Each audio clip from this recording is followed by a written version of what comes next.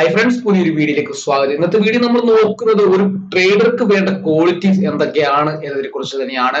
ഒരു ട്രേഡർ എന്ന് പറയുമ്പോൾ നമുക്കറിയാം നിരവധി ആളുകൾ ട്രേഡിംഗിൽ ഇറങ്ങുന്നുണ്ട്. ഏകദേശം ഒരു 100 പേരെടുക്കുകയാണെങ്കിൽ 90 പേരും ലോസ് സമ്പാദിക്കുകയും 10% ആളുകൾ മാത്രം പ്രോഫിറ്റ് സമ്പാദിക്കുന്ന ഒരു മേഖലയാണ് ട്രേഡിംഗ് എന്ന് പറയുന്നത്. അപ്പൊ തീർച്ചയായിട്ടും ഈ 10% വരുന്ന ആളുകൾക്ക് വളരെ മികച്ച രീതിയിലുള്ള ക്വാളിറ്റീസ് ഉള്ളത് കൊണ്ട് മാത്രമാണ് അവർ പ്രോഫിറ്റബിൾ ആയിട്ട് നിൽക്കുന്നത്. ബാക്കി 90% ആളുകളും ഈ പറയുന്ന കാര്യങ്ങളിൽ കൃത്യമായിട്ട് ഒരു മെയിൻറ്റെയിൻ ചെയ്യാതെയോ അല്ലെങ്കിൽ ഈ ക്വാളിറ്റികളൊന്നും ഡെവലപ്പ് ചെയ്യാൻ സാധിക്കാതെ പോകുമ്പോഴാണ് നമുക്ക് ലോസുകൾ സമ്പാദിക്കുന്നത്, ട്രേഡിംഗ് നമുക്ക് പിടിച്ചു നിർത്താൻ സാധിക്കാതെ പോകുന്നത്. അപ്പൊ ഒരു ട്രേഡർക്ക് ഉണ്ടാകുന്ന ഏറ്റവും മികച്ച ക്വാളിറ്റി എന്ന് പറയുന്നത് ക്രിയേറ്റിവിറ്റിയാണ്. ഈ ക്രിയേറ്റിവിറ്റി എന്ന് പറയുന്നത് വളരെ ഇമ്പോർട്ടന്റ് ആയ ഒരു കാര്യം തന്നെയാണ് ട്രേഡിംഗിൽ. നമുക്കറിയാം, സ്റ്റോക്കിൽ ട്രേഡ് ചെയ്യുമ്പോഴായാലും ഇൻഡെക്സിൽ ട്രേഡ് ചെയ്യുന്ന സമയത്തായാലും നമുക്ക് നിരവധിയായിട്ടുള്ള പാറ്റേണുകൾ ഉപയോഗിക്കേണ്ടി വരും. അതുകൊണ്ട് നമ്മൾ ട്രേഡിംഗ് സിസ്റ്റം മെച്ചപ്പെടുത്തുന്നതിന് വേണ്ടി നിരന്തരമായുള്ള നവീകരണങ്ങളും പുതിയ കാര്യങ്ങൾ പരീക്ഷിക്കുവാനും കഴിയണം. അപ്പോൾ ഈ ക്രിയേറ്റിവിറ്റി എന്നുകൊണ്ട് ഉദ്ദേശിക്കുന്നത് ഇത്തരത്തിലുള്ള ട്രേഡിംഗ് സിസ്റ്റം മെച്ചപ്പെടുത്തുന്നതിനുള്ള കാര്യങ്ങളാണ് ക്രിയേറ്റിവിറ്റിയിൽ ഉദ്ദേശിക്കുന്നത്.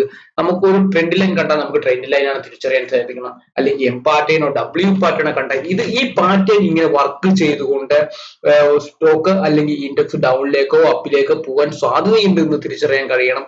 ആ ഒരു പരീക്ഷണത്തിലേക്ക് നമുക്ക് ഏർപ്പെടാൻ കഴിയണം. അതാണ് ക്രിയേറ്റിവിറ്റി എന്ന് പറയുന്നത്. മറ്റൊന്ന് പ്രധാനപ്പെട്ട കാര്യമാണ് ഇമോഷണൽ സ്റ്റെബിലിറ്റി എന്ന് പറയുന്നത്. മാർക്കറ്റ് വളരെ പ്രവചന അതീതമായിട്ട് സഞ്ചരിക്കുന്ന ഒരു കാര്യമാണ്. ഏത് സമയത്തും എന്ത് സംഭവിക്കാം. അപ്പോൾ ഇങ്ങനെയുള്ള കാര്യങ്ങൾ കൈകാര്യം ചെയ്യുന്നതിനും അതുപോലെ ആവശ്യമായ സമയത്ത് കൃത്യമായിട്ടുള്ള നടപടി സ്വീകരിക്കുന്നതിനും, നമ്മളൊരു പൊസിഷൻ എടുത്തു, ആ പൊസിഷൻ ലോസിലേക്ക് പോയി, ആ ലോസിലേക്ക് പോകുന്ന സമയത്ത് കൃത്യമായിട്ട് എക്സിറ്റ് ചെയ്യാൻ കഴിയുക, അല്ലെങ്കിൽ ആ ട്രേഡിംഗ് ലോസിൽ പോകുമ്പോൾ തീർച്ചയായിട്ടും ഒരു ഇമോഷന്റെ ഭാഗത്ത് നമ്മുടെ പൈസ പോകുന്നു എന്ന് പറഞ്ഞുകൊണ്ട് നമ്മൾ അതിനെ ഹോൾഡ് ചെയ്യുന്നത് അതൊക്കെ ഇമോഷന്റെ ഭാഗമാണ്. അപ്പോൾ ഏത് മോശമായ സിറ്റുവേഷൻ ആയാലും ശാന്തമായി നിലകൊണ്ട് കൃത്യമായിട്ട് വൈകാരികമായി ഈ മാർക്കറ്റിനെ കാണാതെ ആ ഇമോഷൻ സ്റ്റെബിലിറ്റി നിലനിർത്തിക്കൊണ്ട് കൃത്യമായിട്ട് ആ സമയങ്ങളിൽ നമുക്ക് തീരുമാനങ്ങൾ എടുക്കാൻ കഴിയണം. അതാണ് ഇമോഷണൽ സ്റ്റെബിലിറ്റി ഉണ്ടാവും. നമുക്ക് ലോസുകൾക്ക് വരുന്ന സമയത്ത് നമ്മൾ ഇതിനെ ഹോൾഡ് ചെയ്യുകയും അതുപോലെ തന്നെ പ്രോഫിറ്റ് ഒക്കെ വരുന്ന സമയത്ത് നമ്മൾക്ക് വീണ്ടും ആ പ്രോഫിറ്റ് കിട്ടി എന്ന് അറിഞ്ഞുകൊണ്ട് നമ്മൾ വീണ്ടും ഒരു ട്രേഡിലേക്ക് പോവാതെ ആ ഒരു കാര്യത്തെയാണ് ഇമോഷണൽ സ്റ്റെബിലിറ്റി എന്ന് പറയുന്നത്. ലോസ് വരുന്ന സമയത്ത് കട്ട് ചെയ്തുകൊണ്ട് ഇത് ബിസിനസിന്റെ ഒരു പാർട്ടാണെന്ന് മനസ്സിലാക്കാൻ കഴിയുമ്പോഴാണ് ഇമോഷണൽ സ്റ്റെബിലിറ്റി നമുക്ക് വർദ്ധിപ്പിക്കാൻ കഴിയും. അല്ലെങ്കിൽ ആ ലോസ് വരുന്നു എന്ന് പറഞ്ഞുകൊണ്ട് നമ്മൾക്ക് സാഡായിട്ടിരിക്കുന്നത് ഈ ഇമോഷണൽ സ്റ്റെബിലിറ്റി നമുക്ക് ഉണ്ടാക്കാൻ കഴിയാത്ത ഒരു ഭാഗമാണ്. മറ്റൊന്ന് അക്സെപ്റ്റൻസ് ഓഫ് മാർക്കറ്റ് കണ്ടീഷൻ എന്ന് പറയുന്നതാണ്. വിപണി എപ്പോഴും മാറിക്കൊണ്ടിരിക്കുന്നു, എപ്പോഴും പുതിയ എന്തെങ്കിലും സംഭവിക്കും എന്ന് ഒരു ട്രേഡർ എന്നല്ലേ നമ്മൾ മനസ്സിലാക്കിയിരിക്കണം. അതിനനുസരിച്ച് നമ്മൾ മാർക്കറ്റിനെ നമ്മുടെ പൊസിഷൻസ് കൈകാര്യം ചെയ്യാൻ സാധിക്കണം. അല്ലെങ്കിൽ ഏതെങ്കിലും ഒരു ആശയത്തിൽ ഉറച്ചു നിന്നുകൊണ്ട് ഇങ്ങനെ മാത്രമാണ് മാർക്കറ്റ് പോകാൻ സാധ്യതയോട് നമ്മൾ എടുത്തിരിക്കുന്ന പൊസിഷൻ ഇങ്ങനെയാണ് എന്ന് വിചാരിച്ചുകൊണ്ടിരിക്കരുത്. മാർക്കറ്റ് നമ്മൾ ഒരു ബൈയിങ് പൊസിഷൻ എടുത്തിരിക്കുകയാണെങ്കിൽ തീർച്ചയായിട്ടും അതൊരു സ്റ്റോപ്പ് ലോസ് ഫണ്ടിങ്ങിന്റെ ഭാഗമായിട്ട് മാർക്കറ്റ് മുകളിലേക്ക് പോകുക, എന്നിട്ട് തീർച്ചയായിട്ടും ഡൗണിലേക്ക് വരാൻ സാധ്യതയുണ്ട്. അപ്പോഴും നമ്മൾ ആ ബൈയിങ് പൊസിഷൻ ഹോൾഡ് ചെയ്യാതെ മാർക്കറ്റിന്റെ കണ്ടീഷൻ അനുസരിച്ചുകൊണ്ട് നമുക്ക് പൊസിഷനിൽ ചേഞ്ച് വരുത്താൻ സാധിക്കണം. മറ്റൊന്ന് പാഷൻ എന്ന് പറയുന്നതാണ്. നമ്മൾ ഒരു ബിസിനസ്സിൽ വിജയിക്കാൻ ഏറ്റവും ആവശ്യമായ ഒരു ഗുണം എന്ന് പറയുന്നത് പാഷനാണ്. നമുക്ക് ആഗ്രഹം ഉണ്ടായിരിക്കണം. ഈ ബിസിനസ് നമുക്ക് നന്നായിട്ട് കൊണ്ടുപോകണം.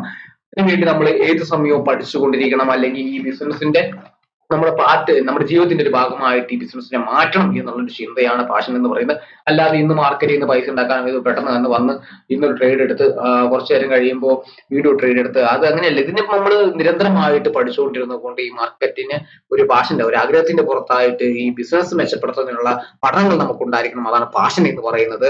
അല്ലാതെ ഒരു ട്രേഡ് എടുത്ത് ഒരു ദിവസം എടുത്ത് പിന്നെ ഒരു മാസം കഴിഞ്ഞ് വീണ്ടും വന്ന് ട്രേഡ് എടുത്ത് അങ്ങനെ ഉള്ള ഒരു പരിപാടിയല്ല പാഷൻ എന്ന് പറയുന്നത്. മറ്റൊന്ന് സെൽഫ് ഡിസിപ്ലിൻ എന്ന് പറയുന്ന കാര്യമാണ്. അചഞ്ചലമായ ആത്മവിശ്വാസമാണ് ഓഹരി വിപണിയിൽ വിജയിക്കാനുള്ള ഏക മാർഗം എന്ന് പറയുന്നത്. സെൽഫ് ഡിസിപ്ലിൻ എന്ന് പറയുന്നത് കൃത്യമായിട്ടും ഒരു ട്രേഡർ പാലിക്കേണ്ട കാര്യമാണ്. നമ്മൾക്ക് ഒരു മാർക്കറ്റിലേക്ക് വരുമ്പോൾ കൃത്യമായിട്ടുള്ള റിസ്കുകളും അതുപോലെ തന്നെ കൃത്യമായിട്ടുള്ള കണക്കുകൂട്ടലുകളും അതുപോലെ തന്നെ അതിന്റെ മാർക്കറ്റിന്റെ സ്റ്റഡിയുമായി ബന്ധപ്പെട്ട കാര്യങ്ങളിൽ നമ്മൾ കൃത്യമായി ഡിസിപ്ലിൻ പാലിക്കണം. അല്ലാതെ നമ്മൾ മാർക്കറ്റ് ഓപ്പൺ ചെയ്യുന്ന സമയത്ത് ഒരു 9 മണിക്ക് മാർക്കറ്റ് ഓപ്പൺ ചെയ്ത് 9 മണിക്ക് ഒരു ട്രേഡ് എടുത്തേക്കാമെന്ന് വിചാരിക്കില്ല.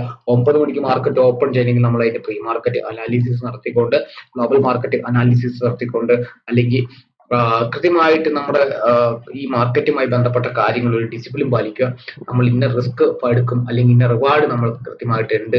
അല്ലാതെ ഈ ഒരു സെൽഫ് ഡിസിപ്ലിൻ ഇല്ലാതെ, അത് നമ്മുടെ വ്യക്തി ജീവിതത്തിലും ബാധിക്കുന്ന ഒരു കാര്യമാണ്. സെൽഫ് ഡിസിപ്ലിൻ ആയിട്ട് അത് നമ്മൾ ഒരു 9 മണി വരെ കിടന്ന് ഉറങ്ങിയിട്ട് അല്ലെങ്കിൽ 9:15 എണീറ്റിട്ട് മാർക്കറ്റിൽ വന്ന് ട്രേഡ് എടുക്കാന്നുള്ളതല്ല. കൃത്യമായിട്ട് ട്രേഡിങ്ങിന് മുമ്പ് നമ്മൾ ഒരു ബിസിനസ്സിൽ നമ്മൾ എങ്ങനെ ഇറങ്ങുന്നു അതിനു വേണ്ടിയുള്ള ഡിസിപ്ലിനാണ്. നമ്മൾ ഒരു 8:45 ഒരു 8:50 നമ്മൾ മാർക്കറ്റ് സ്റ്റഡി ചെയ്തിട്ട് ഇന്ന പൊസിഷൻ ഇന്ന എടുക്കാം, അല്ലെങ്കിൽ ഇന്ന രീതിയിലാണ് ഞാൻ ഇതിന് വർക്ക് ചെയ്യുള്ളൂ, ഇന്ന റൂൾസ് പ്രകാരമാണ് വർക്ക് ചെയ്യുള്ളൂ, ഇതാണ് എൻ്റെ ട്രേഡിംഗ് സെറ്റപ്പ്, ഈ ട്രേഡിംഗ് സെറ്റപ്പിലെ കൂടെ ഞാൻ വർക്ക് ചെയ്യുള്ളൂ, അങ്ങനെയുള്ള കുറച്ച് കാര്യങ്ങൾ നമ്മൾ ഈ സെൽഫ് ഡിസിപ്ലിന്റെ ഭാഗമായിട്ട് വരുന്നുണ്ട്. ആ ക്വാളിറ്റീസ് ഒക്കെ ഉണ്ടാവുന്ന ആളുകൾക്ക് മാത്രമായിരിക്കും മാർക്കറ്റിൽ വിജയിക്കാൻ സാധ്യത കൂടുതലുള്ള. ഈ ക്വാളിറ്റീസ് ഒക്കെ ഒരു ട്രേഡർക്ക് വേണ്ട ഗുണങ്ങൾ തന്നെയാണ്.